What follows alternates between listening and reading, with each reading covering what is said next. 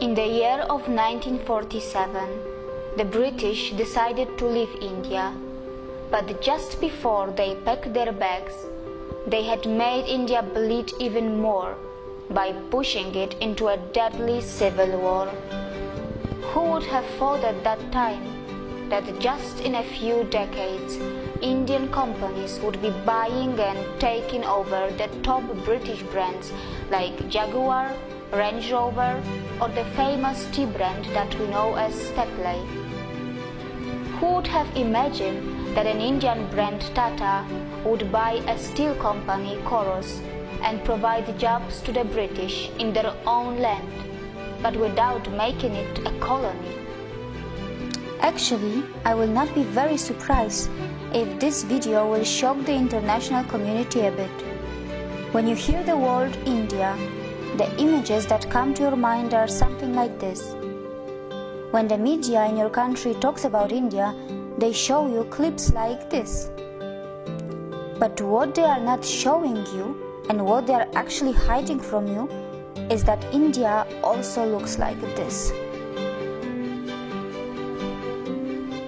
Who could have thought a few decades earlier that the British government would be panicking and calling a special session of Parliament when an Indian company Tata would decide to sell their brand Coros, which would be making thousands of British jobless?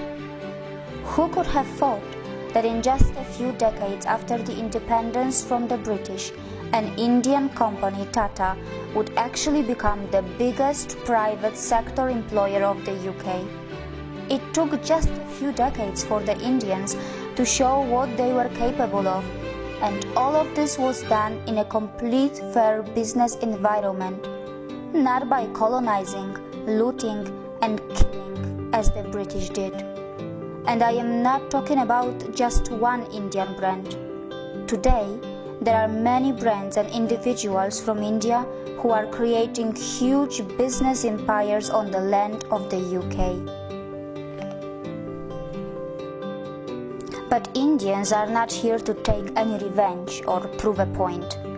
They are just doing what they have been always good at. And that is not just yoga, Ayurveda or IT. Indians, who are the masters of spirituality, are also masters in business. Indian economy has finally gained momentum, and mind you, it has not got to the 5th gear yet. Probably it is still in the 2nd gear, but what is surprising that even in the 2nd gear, it has already become the fastest growing major economy in the world, already taking over China in that regard.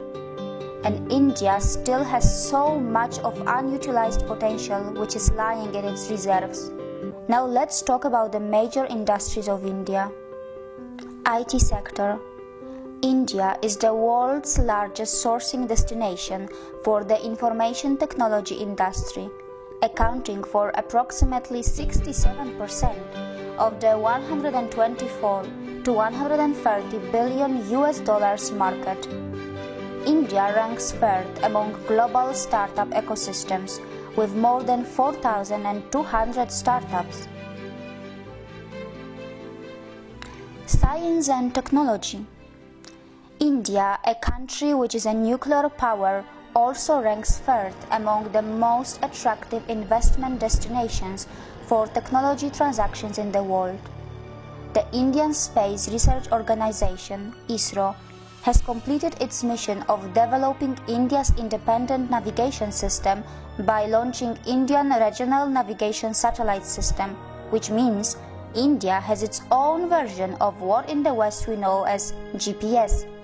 India is constantly helping other countries like Singapore, Germany, UK, and many more to launch their satellites as well.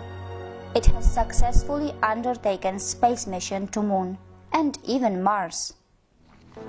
Pharmaceuticals sector. The Indian pharmaceuticals market is the 3rd largest in the world in terms of volume, and India is the largest provider of generic drugs. Gems and jewelry sector. India is one of the largest exporters of gems and jewelry in the world. They are a hub of semi-precious and precious stones.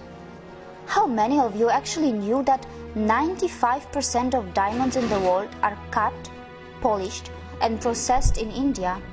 And most of it happens in just one city of India, that is called Surat. Healthcare sector.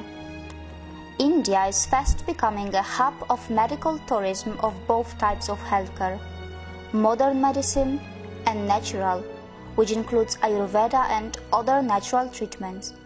It has the advantage of the new state-of-the-art hospitals and well-trained and high-skilled professionals, which is supplemented by its low cost. The cost of surgery in India is about 1/10 of what in the US or Western Europe. India is a top destination for you, whether it's about natural treatments, a heart surgery, a cosmetic surgery, or a dental treatment, which your country's natural insurance may not be covering. Real estate sector. India is building future cities of the world with a massive plan of building 100 smart cities. To give you an example, over 5 million homes are under construction just in the national capital region of India.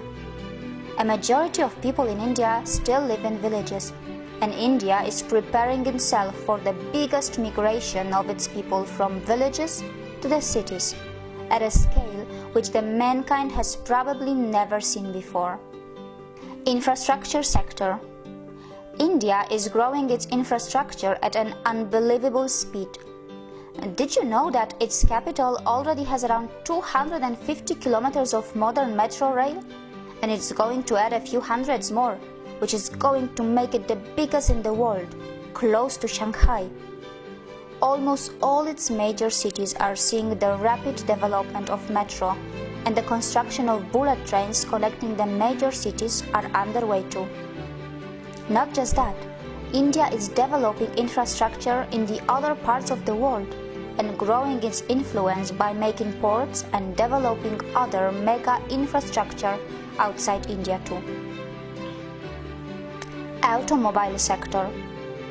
Apart from all the international companies which are lining up to make the most of India's automobile market, which is literally exploding, India's own brands are not far behind. From the premium brands of Jaguar and Range Rover to the cheapest car Tata Nano, India has it all. You will be surprised to know that India has a long list of its own automobile brands like Mahindra, Hero, TVS, Ashok Leyland, Bajaj, Force Motors, Eicher, just to name a few. Hero is the world's largest manufacturer of two-wheelers. Mahindra are another big name who were very close to the acquisition of Alfa Romeo a while ago. Agriculture sector. India is the largest producer, consumer and exporter of spices and spice products. It is also the source of the delicious mangoes, pulses and famous basmati rice that is known for its taste and fragrance around the world. The good news is that the northeast part of India has its agriculture based on the traditional organic farming, which has been untouched by the failed scientific experiments of fertilizers and genetic seed modification. How many of you actually knew that India, which is nearly half in area of China, and the US actually has more arable land than China and is second largest in the world, only marginally behind the US? Also, other sectors of India are worth a mention here, such as cement industry, which is the second largest in the world. Also, India is growing rapidly in biotechnology, aviation, banking and insurance, film industry, media and entertainment, and many more. It is also a big exporter of textiles, which includes finest silk, pashmina, leather, and marble. Besides, how many of you actually knew that some of the top brains in the world are either Indian nationals or of Indian origin? Sundar Pichai, an Indian who has studied in the Indian Institute of Technology, is now the CEO of Google. Satya Nadella, who is the CEO of Microsoft, is a graduate from Manipal Institute of Technology in India. The CEO of Adobe Systems is also an Indian, and his name is Shantanu Narayan. And these are just a few names. There is a long list of global CEOs from India. So no matter where you are in the world, whatever country you may belong to, whether you are a young boy or a girl in a primary school or a college, you must know that sooner or later you will have to have something to do with India. And it is inevitable because India is fast establishing itself as a top 3 economy of the world, and its true potential is even bigger than that. So it's better that you start educating yourself about the rising economic powerhouse that we know as India, because your future belongs here too. And as I have said earlier, India is not just developing, India is reclaiming. See you again.